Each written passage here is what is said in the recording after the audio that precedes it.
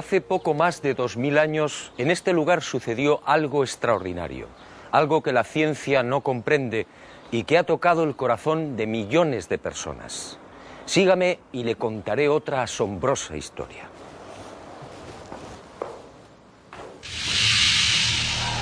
Todo empezó con el ajusticiamiento de un hombre. Fue brutalmente torturado. Fue azotado. Cargó un pesado madero hasta el lugar de ejecución. Fue clavado por las muñecas y pies y murió en la cruz. Y fue sepultado.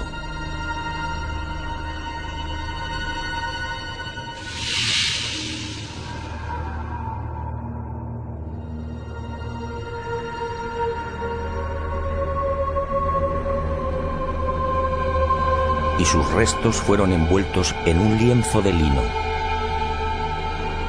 Y al poco de morir, algo singular y extraordinario acaeció en el interior de la sepultura.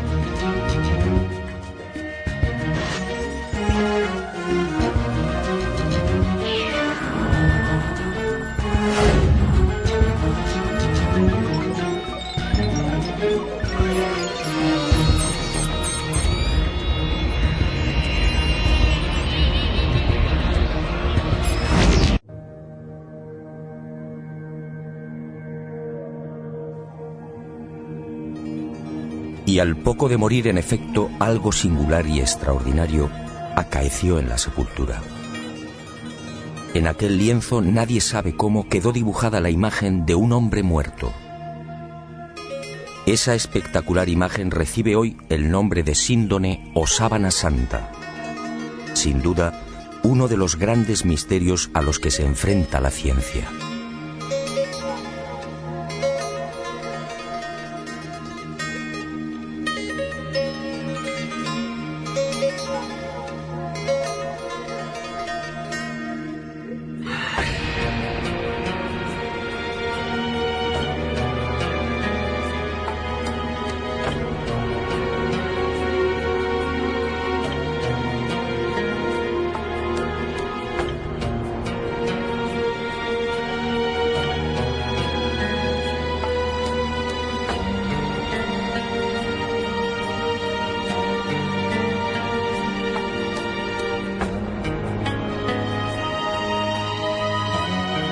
Tras aquel enigmático y trascendental suceso que los creyentes en Jesús de Nazaret identifican con la resurrección, el lienzo de lino desaparece y se ve envuelto en toda clase de leyendas y rumores. Eusebio de Cesarea, por ejemplo, insinúa que la sábana fue sacada de Jerusalén antes del asedio por las legiones romanas de Tito.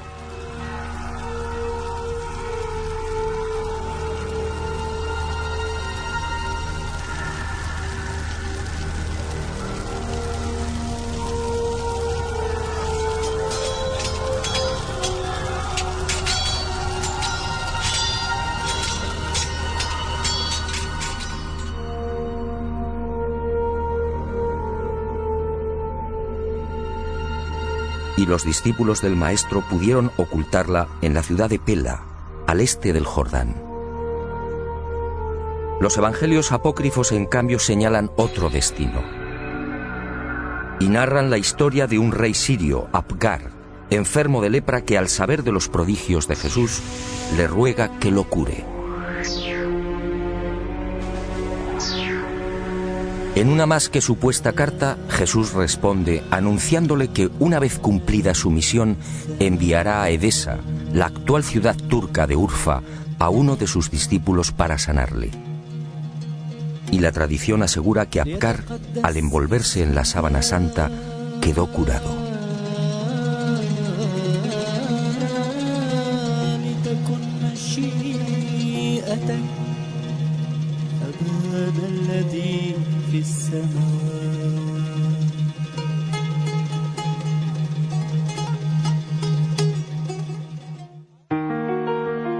Al margen de estas leyendas, lo que parece más probable es que el lienzo terminara saliendo de Jerusalén por simples razones de seguridad. Como es sabido, la ley mosaica prohíbe el contacto con cadáveres o con restos funerarios. Este era el caso de la sábana santa.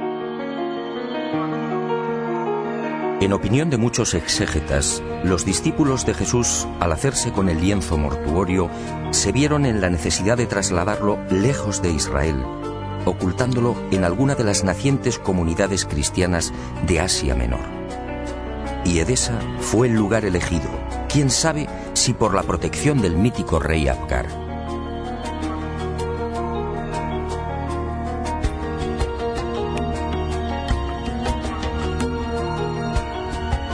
Esa misma leyenda asegura que uno de los hijos de Apgar V, al hacerse con el poder, retornó al paganismo, persiguiendo a los cristianos de Edesa. Y la sábana fue escondida en el interior de la muralla, sobre la puerta occidental. Después, durante siglos, silencio. Y en el año 525, al fin, una nueva pista. Cuentan las crónicas que en esa fecha Eulalio, obispo de Edesa, tuvo un sueño. Y en él, una mujer le señaló el lugar donde se hallaba escondida la sábana. Al retirar los ladrillos de la muralla, el obispo, en efecto, encontró el lienzo. Desde entonces, la imagen del hombre muerto fue expuesta y venerada en Edesa. Y no se sabe exactamente por qué, pero solo fue mostrada la cabeza. Esta imagen recibiría el nombre de Mandilion, una imagen que inspiró sin duda a infinidad de artistas bizantinos y medievales.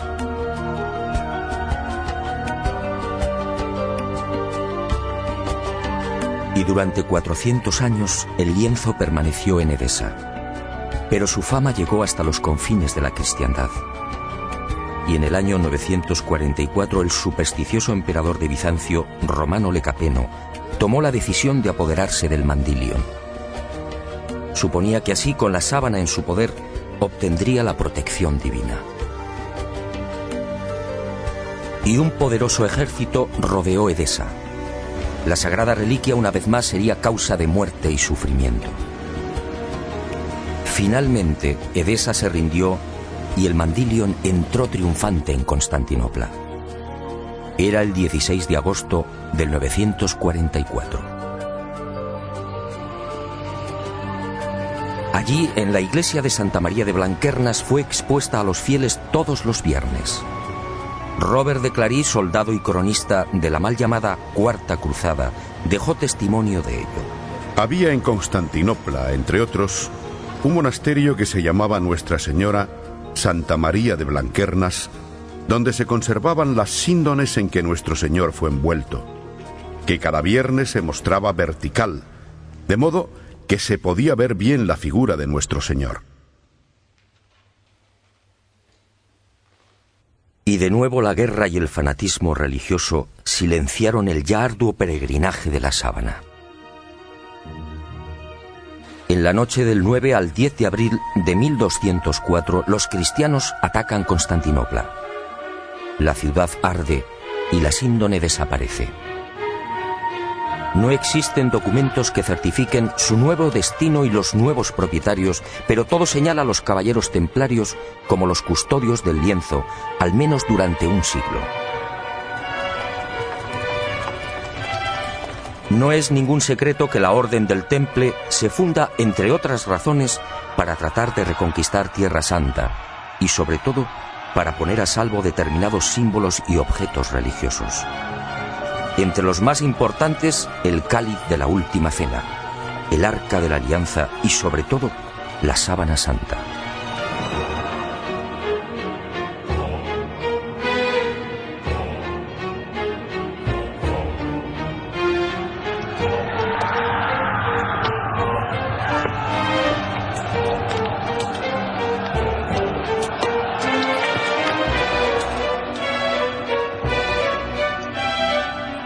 Los caballeros templarios disponían de una información privilegiada y a lo largo de la conquista de los santos lugares peinaron Jerusalén y los subterráneos de la Ciudad Santa.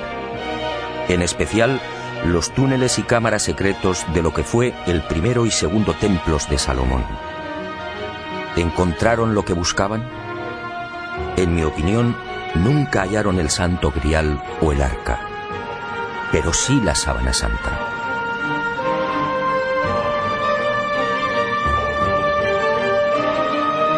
Se sabe que las múltiples reliquias reunidas por los templarios permanecen en la fortaleza de San Juan de Acre, en la costa norte del actual Israel, hasta 1291. Desde allí viajan a Chipre, Marsella, Besançon y París. ¿Pudo la Sábana Santa seguir ese itinerario? Es muy probable. Uno de los indicios que apunta a los templarios como los secretos propietarios de la síndone durante 145 años es la acusación por parte de la Santa Sede de venerar a un extraño rostro al que llamaban Baphomet, un rostro sospechosamente parecido al de la Sábana Santa. Esta, entre otras, sería la causa de la persecución y encarcelamiento de la poderosa orden templaria. En la noche del 6 de octubre de 1307, pocas horas antes de la caída de la cúpula templaria, un carro abandona la fortaleza del Temple en las afueras de París. El hombre que lo conduce se protege con una sábana. Los soldados de Felipe IV el Hermoso registran la carga de paja, pero no encuentran nada. Y la síndone que protege al conductor es puesta a buen recaudo.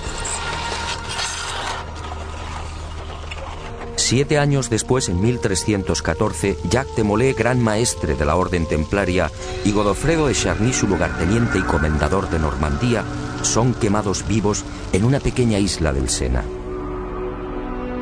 La Sábana Santa sigue sin aparecer, pero sería por poco tiempo. En 1349, 42 años después de la caída del Temple, por orden del Papa Clemente V y del suceso del carro, otro Godofredo de Charny, señor de Lirey, saca a la luz el lienzo con la imagen del hombre muerto. Parece claro que ambos Godofredos de Charny eran parientes. ¿Pudo quedar la sábana en poder del segundo señor de Lirey? Es lógico, ya que la síndone se encuentra bajo su protección.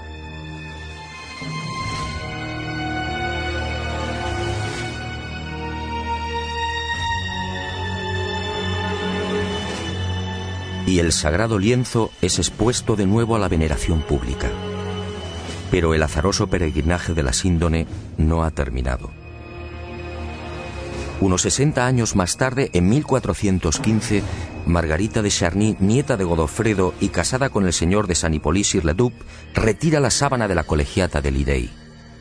Tiene miedo a los pillajes que ha generado la Guerra de los 100 años. Y el lienzo es trasladado al castillo de San Hippolyte. Al enviudar, la pésima situación económica de Margarita le obliga a exponer la sábana, obteniendo así algunos dineros.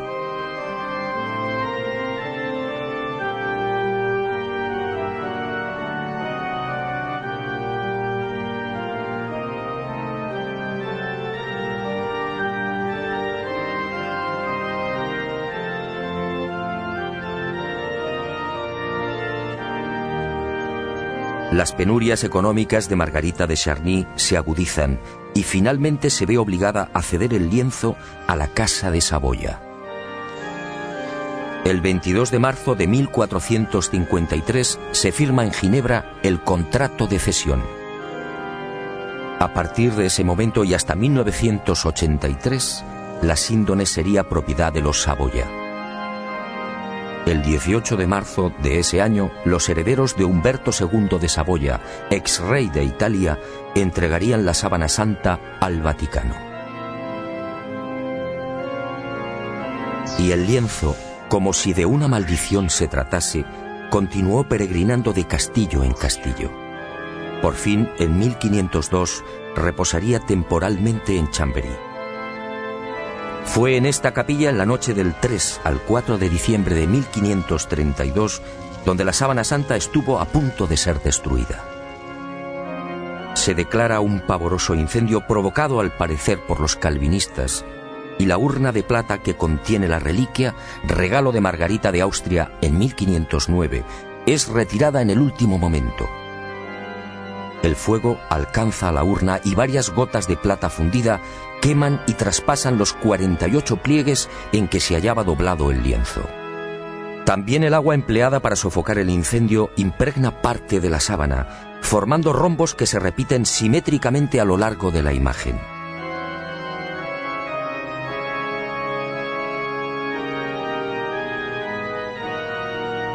Y las monjas clarisas de Chambéry remiendan los desperfectos y cosen un forro en la parte posterior del lienzo.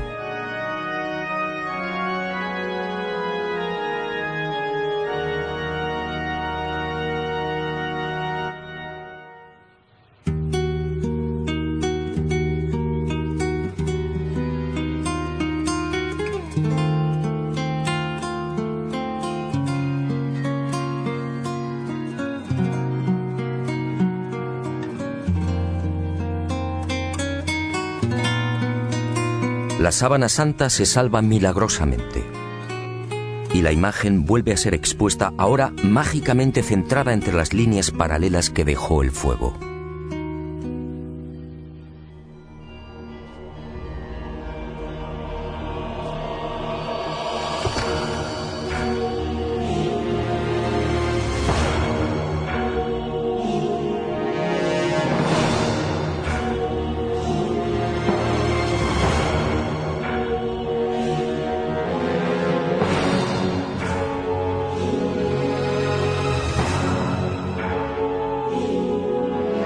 Y el peregrinaje de la síndone toca a su fin. En 1578 se declara una epidemia de peste en Milán. San Carlos Borromeo, entonces cardenal de la ciudad italiana, hace una solemne promesa. Si desaparece la peste, caminará hasta Chambéry arrodillándose ante la síndone. La epidemia remite y el cardenal se dirige a Francia. Pero la Casa de Saboya, propietaria de la reliquia, se apiada de Carlos Borromeo y, para evitar que cruce los Alpes, traslada la sábana santa a mitad de camino entre Milán y Chambéry. Y el 8 de octubre de ese histórico 1578, el lienzo ingresa en la Catedral de Turín. Un siglo después, en 1694, pasaría a la capilla diseñada por Guarini, y allí ha permanecido hasta nuestros días.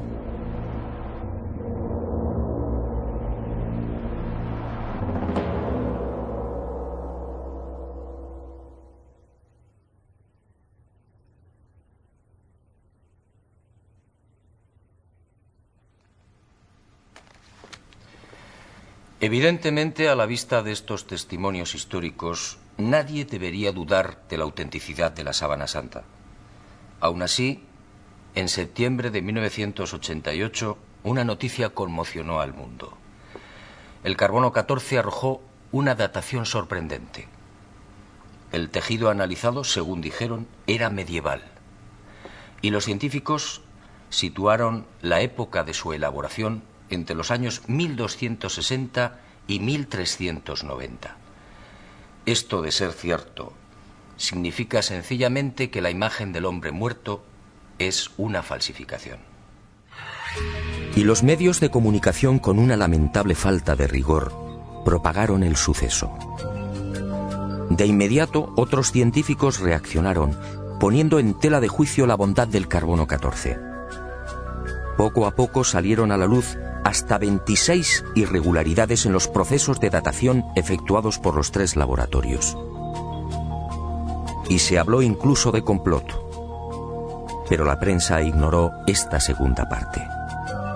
Naturalmente, las fechas obtenidas por el carbono 14 indignaron a historiadores y científicos que llevaban más de 20 años dedicados al estudio de la síndone. Repasemos algunas de estas investigaciones.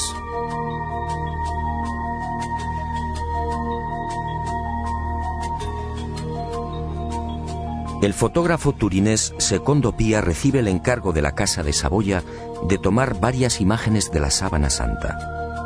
Son las primeras fotos de la síndone. Al revelar las enormes placas, el fotógrafo queda perplejo. Los negativos en realidad son un positivo. Y el mundo contempla por primera vez el auténtico rostro y la imagen real del hombre muerto. La síndone, por tanto, es un negativo fotográfico. ¿Había fotógrafos en los siglos XIII y XIV? Un primer grupo de expertos examina la síndone y toma muestras de los hilos de lino. Nuevas sorpresas. No hay pintura, tintes ni pigmentos. Nadie se explica la formación de la imagen. El profesor Raes del Instituto de Tecnología Textil de Gante analiza estos hilillos y descubre con el microscopio la presencia de fibras de algodón. En Europa no se tejió el algodón hasta finales del siglo XV. La síndone, además, fue tejida a mano y con una textura denominada espina de pescado, una modalidad que llegaría al viejo continente en ese mismo siglo XV.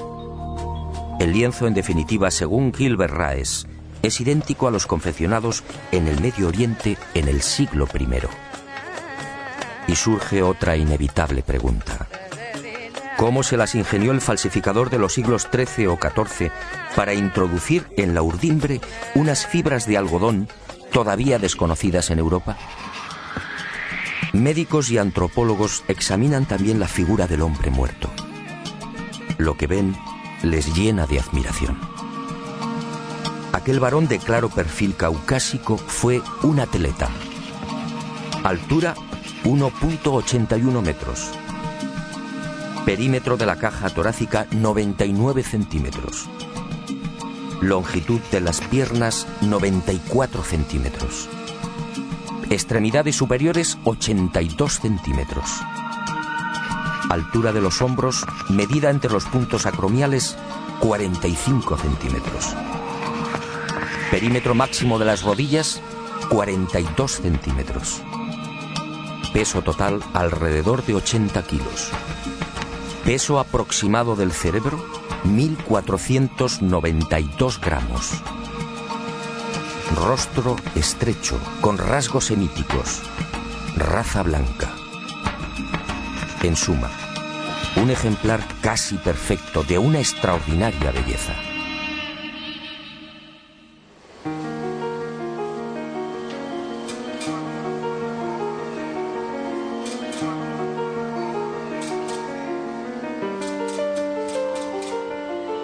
Los científicos tratan de imitar la imagen de la Sábana Santa y utilizan toda clase de procedimientos. Pinturas, soluciones acuosas, calco sobre cadáveres e impresión al fuego. Los resultados, como es fácil apreciar en estas copias, son decepcionantes.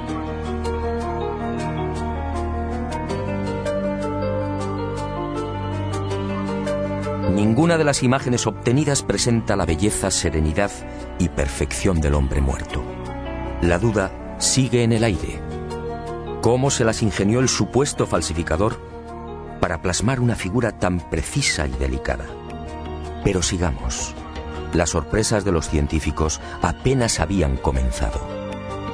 En la noche del 23 de noviembre de 1973, Max Frey, palinólogo y experto en criminalística, tiene acceso a la Sábana Santa. Toma muestras del polvo adherido al lino y las analiza al microscopio electrónico.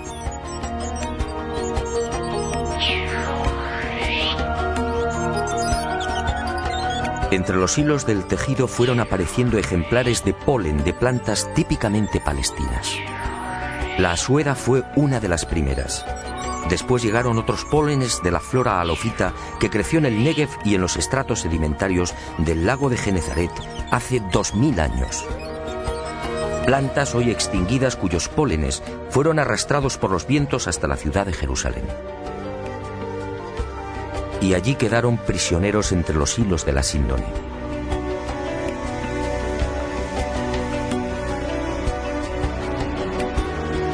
Después descubrió el polen del Linum mucronatum, una planta exclusiva de Turquía, otros 9 pólenes de la región de Anatolia y 12 especies que crecen en Francia e Italia. En total 22 pólenes que certificaban el peregrinaje de la sábana santa por Israel, Edesa, Constantinopla, Francia e Italia. En otras palabras, lo que ya sabíamos por la historia. Y vuelvo a preguntarme, si la síndone hace 2000 años recibió el polen de plantas de Israel, ¿cómo se las arregló el falsificador de los siglos XIII o XIV para obtener un polen ya extinguido? ¿Cómo pudo seleccionarlos si el microscopio no estaba inventado?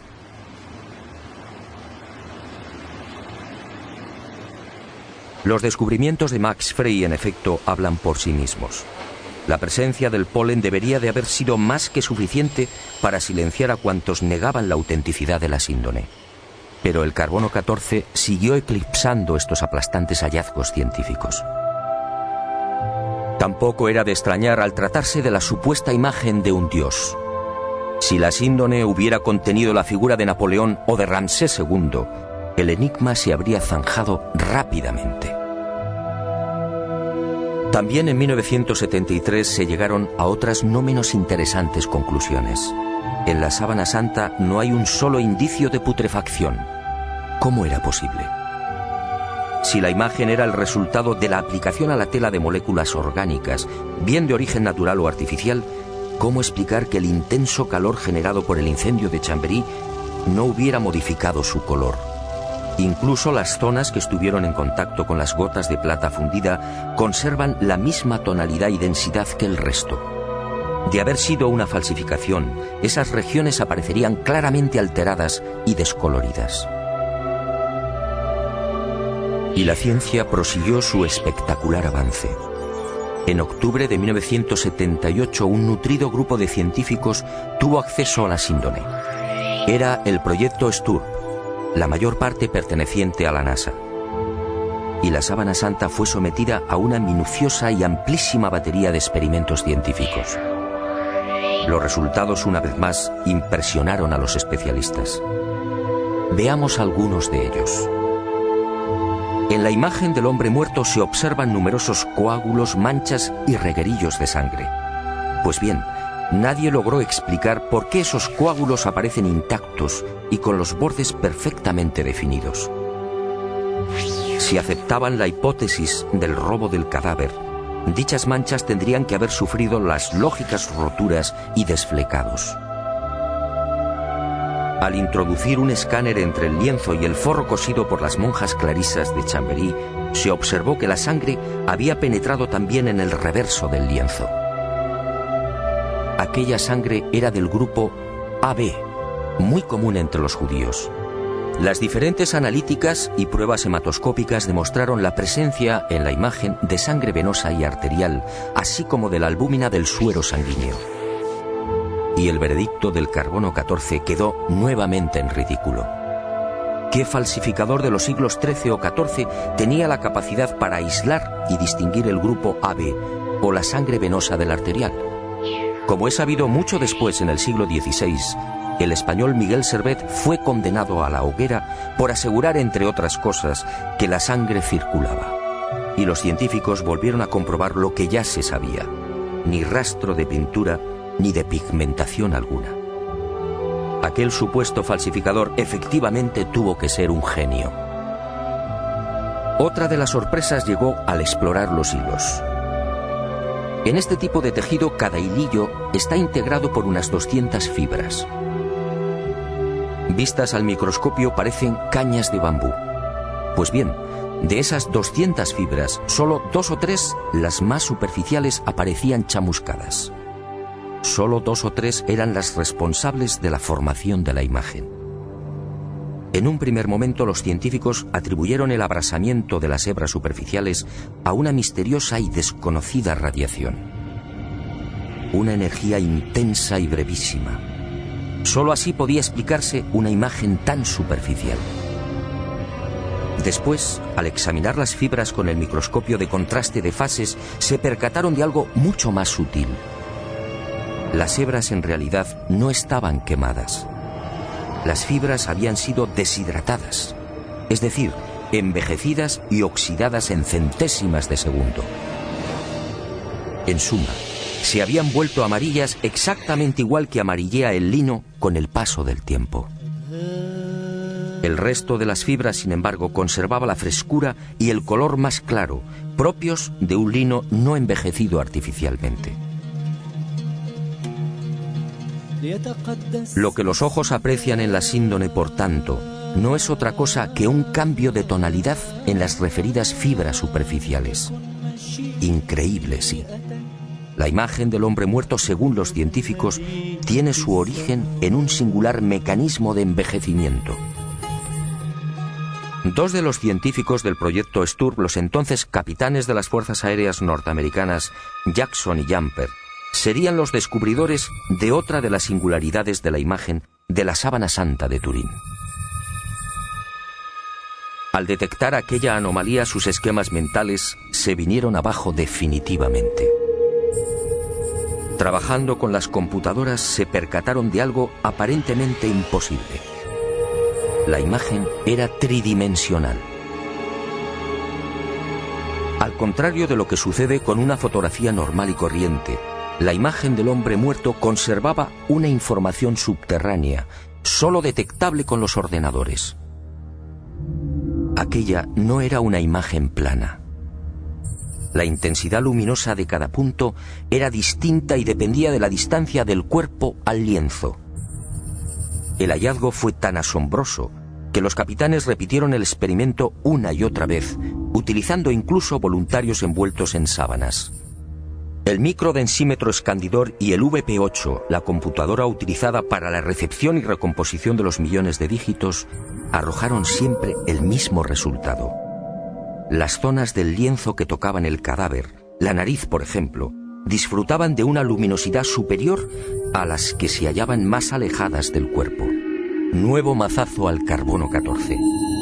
Que se sepa, solo en el siglo XX y con dificultades fue posible la maravilla de la tridimensionalidad. En el transcurso de estos experimentos, Jackson y Jumper fueron a descubrir otro singular detalle.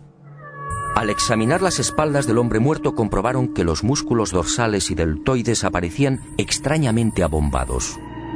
Esto llevó a los científicos a la siguiente deducción. Durante el proceso de formación de la imagen, el cadáver tuvo que permanecer inmóvil e ingrávido, es decir, en el aire. Y a Jackson y Jumper les corresponde también el descubrimiento de la primera pista de un hallazgo que me atrevo a calificar de definitivo y que fija la fecha de la aparición de la imagen. Ocurrió mientras trabajaban con la tridimensionalidad. De pronto, sobre los ojos descubrieron dos círculos. ¿Se trataba de monedas? Esa justamente era la costumbre judía en los enterramientos próximos al sábado. Los párpados del difunto eran cerrados y sobre ellos se depositaban sendas monedas.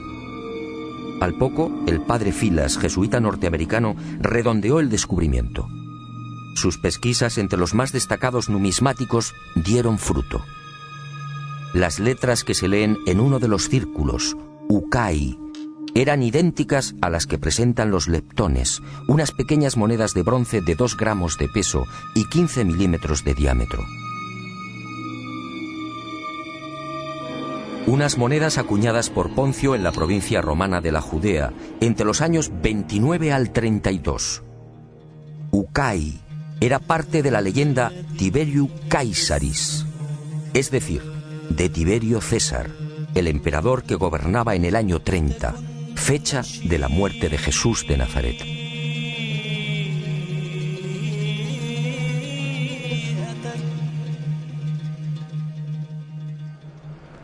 Como hemos visto, hay argumentos y pruebas científicas que demuestran sobradamente la autenticidad de la sábana santa. Alguien hace 2000 años, en aquel sepulcro, manipuló el tiempo e hizo desaparecer el cadáver. Una medida tan respetuosa como inteligente. ¿Imagina usted lo que habría sucedido si la humanidad hubiera conservado los huesos de Jesús de Nazaret?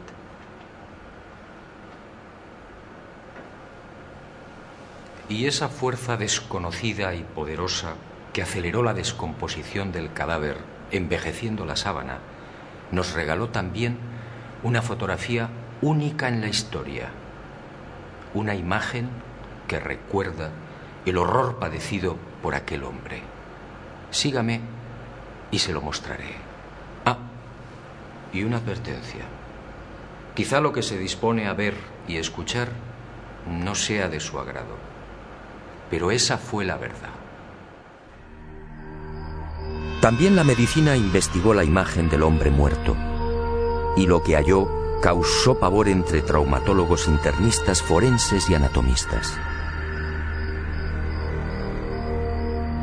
Examinemos paso a paso aquella pasión y muerte. Cercana a la medianoche del jueves al viernes, aquel hombre se retiró a lo más frondoso del olivar. Y una profunda angustia lo clavó a tierra.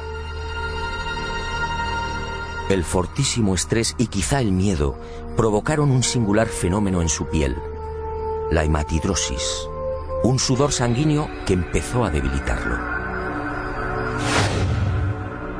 Las manchas de sangre, en efecto, cubren toda la imagen.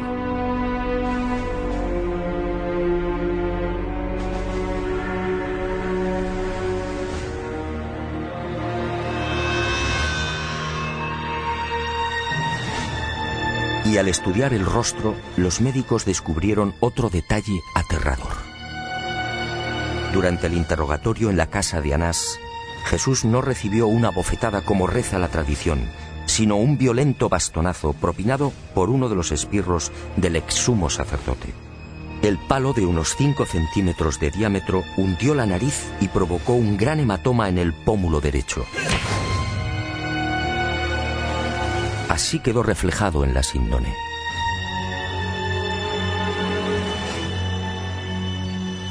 Pero lo peor estaba por llegar.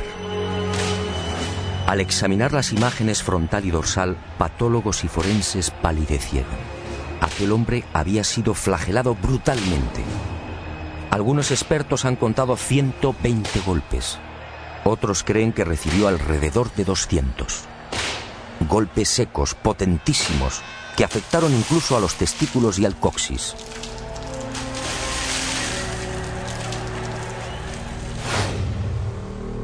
Golpes diabólicamente estudiados que no afectaron a la zona del corazón, evitando así la muerte prematura del reo.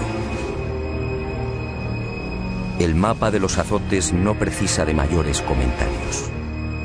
Los médicos no se explican cómo pudo sobrevivir. Coronación de espinas. La soldadesca romana de la fortaleza Antonia fabricó un casco con la Potherium spinosum, una zarza muy abundante en Palestina. Un matorral armado de púas rectas y en forma de pico de loro de hasta 6 centímetros de longitud. Y el yelmo fue encajado sin piedad en la cabeza del hombre, afectando a nuca, cuero cabelludo y frente.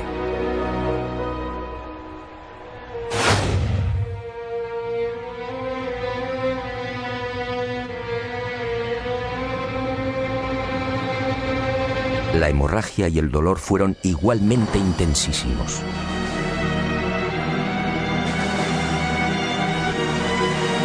Minutos después, maltrecho, debilitado y febril, el reo se vería obligado a cargar sobre los hombros el madero transversal de la cruz, el patibulum, un tronco áspero y agresivo de unos 35 o 40 kilos de peso.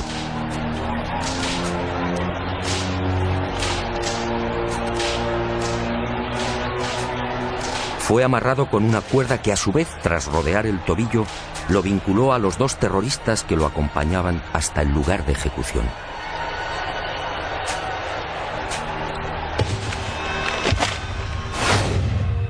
Y en esos 500 o 600 metros, la tortura de las caídas, los violentos impactos del rostro contra las piedras, las rodillas destrozadas, los dientes quebrados y los mechones de barba arrancados por los soldados al intentar levantarlo.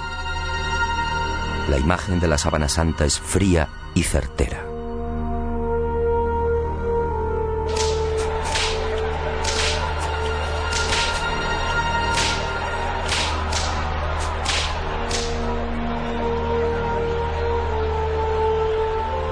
Sí, algo falló. Según los médicos, el largo clavo de hierro de unos 20 o 25 centímetros utilizado para clavar una de las muñecas debió tropezar con un nudo y fue retirado y martilleado de nuevo.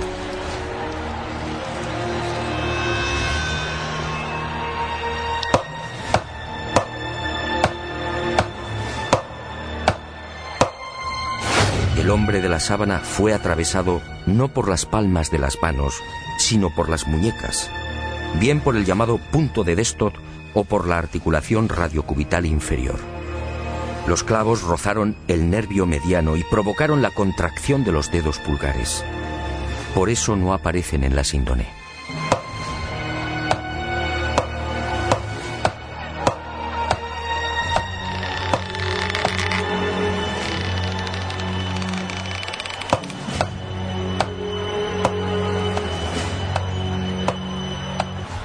Con el tercer clavo, según los médicos, no hubo problemas. Entró limpiamente cosiendo ambos pies al madero vertical. Y la pierna izquierda permaneció flexionada. Así aparece en la imagen de la síndone como consecuencia del rigor mortis. El final se acerca y el suplicio va alcanzando unos límites difíciles de imaginar. El reo necesita respirar. Para ello solo dispone de un sistema: apoyarse en el clavo de los pies y alzarse a pulso milímetro a milímetro, con la ayuda de los clavos que perforan las muñecas. El corazón bombea desesperadamente, alcanzando hasta 180 pulsaciones por minuto. A los 10 o 12 minutos, pérdida de conocimiento. Pero el hombre se recupera. Nueva lucha para obtener un poco de oxígeno. La tetanización gana la batalla. Las piernas quedan inutilizadas. Ahora solo puede alzarse con el auxilio de las muñecas y músculos de los hombros. El cataclismo es generalizado. Finalmente el corazón se rompe. La agonía se ha prolongado durante hora y media. La medicina, perpleja, sigue muda.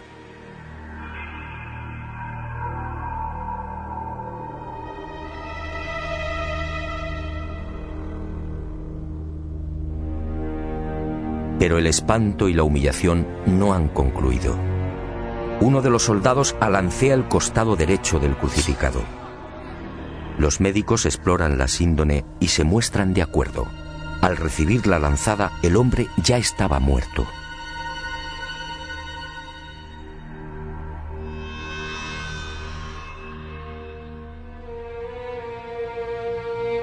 La lanza resbaló por encima de la sexta costilla, atravesó pulmón y corazón y abrió la aurícula derecha. Y manó sangre y agua. Sangre de la vena cava superior. Agua o líquido seroso del pulmón. Después, en el descendimiento o en el traslado al sepulcro por efecto de la gravedad, la vena cava inferior se vació igualmente. Y ese reguero aparece también en la cintura del hombre muerto.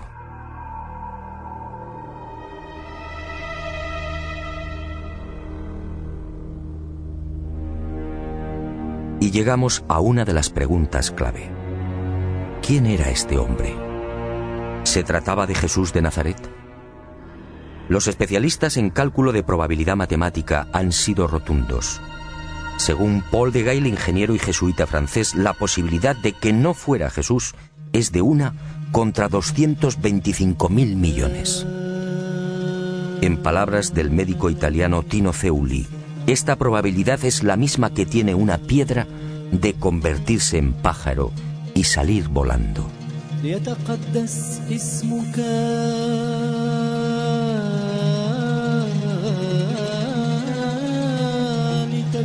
Efectivamente, esta imagen solo puede ser la del hombre que fue torturado y crucificado en Palestina hace 2000 años. Jesús de Nazaret. Y ahí surge una nueva y escalofriante posibilidad. Algún día, a no tardar, la ciencia estará en condiciones de extraer de la sangre de la sábana santa una muestra de ADN. Entonces el mundo podría asistir a la clonación de aquel hombre muerto. La clonación de Jesús de Nazaret. Decenas o cientos de cuerpos físicamente idénticos al del Maestro.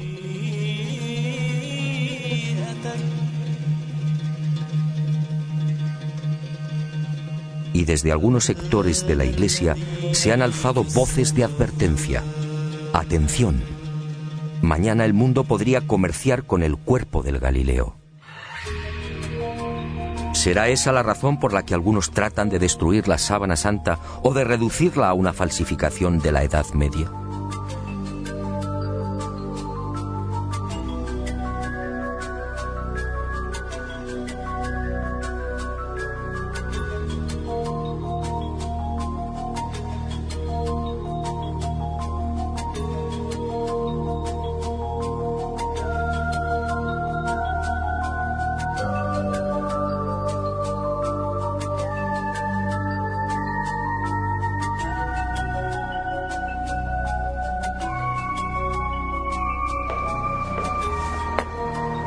Ahora lo sé. Jesús de Nazaret, mi Dios y Creador, se guardó un as en la manga. Un as para los escépticos, el as de la resurrección. Algo que felizmente también le pasará a usted.